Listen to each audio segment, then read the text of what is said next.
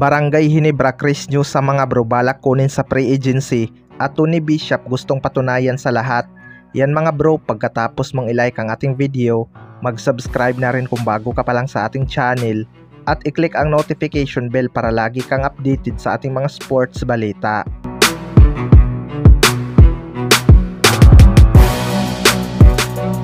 So maraming ang nagdududa sa performance ni Tony Bishop sa Barangay Ginebra mga bro. Maganda naman ang kanyang scoring output pero para sa iba nga ay kulang daw ang kanyang sipag tulad kay Brownlee. Kung mapapansin nga natin noon mga bro, more on outside shooting nga itong si Tony Bishop kumpara ngayon.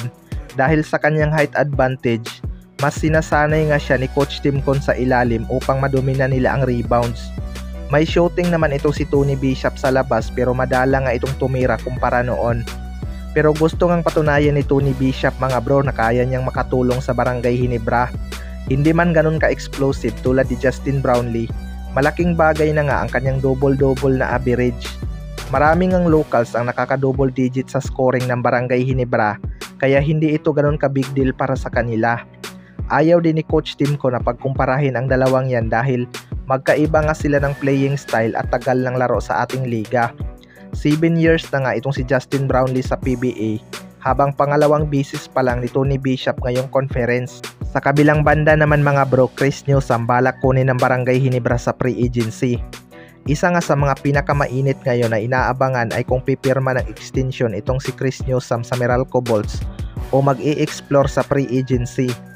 Maganda nga ang naging performance nitong si Chris Newsome sa sistema ni Coach Timcon noong Asian Games at nadipinsahan niya talaga ang mga player na dapat niyang dipinsahan.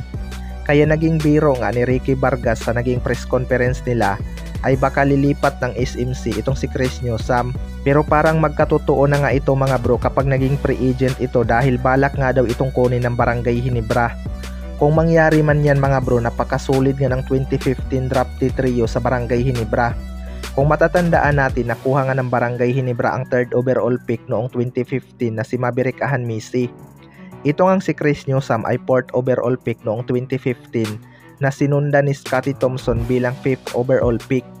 Matagal na ring may rumors mga bro na balak ni Chris Newsome mag-explore dahil hindi pa nga ito nagkampiyon sa Meralco Bolts at nagkakaedad na rin. Posibleng magre-rebuild na din itong Barangay Ginebra upang mapalakas pa ang kanilang lineup mga bro dahil sa daming injured player.